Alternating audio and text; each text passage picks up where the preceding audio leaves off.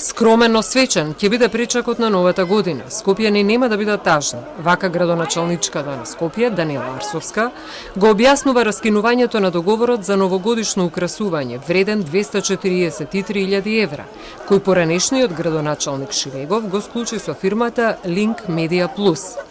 Според Арсовска, засега не се знае дали и колку пенали ќе следуваат за град Скопје поради раскинувањето на договорот.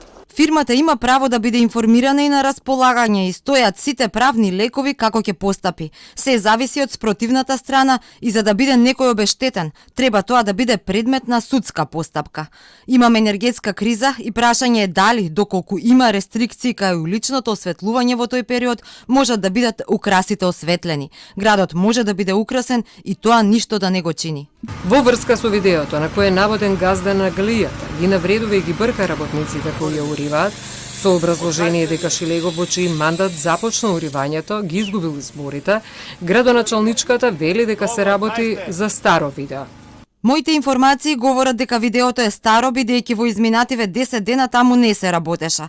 Решението за уривањето на една од трите галии е извршено во време на претходниот градоначалник, но не и во мојот мандат. Јас сум против уривање, но не и таму каде што постојат дивоградби. За состојбата во јавниот превоз, градоначалничката рече дека е резултат на 30 годишното лошо менаџирање и дека ќе следуваат дополнителни анализи за негово подобрување и како да биде бесплатен.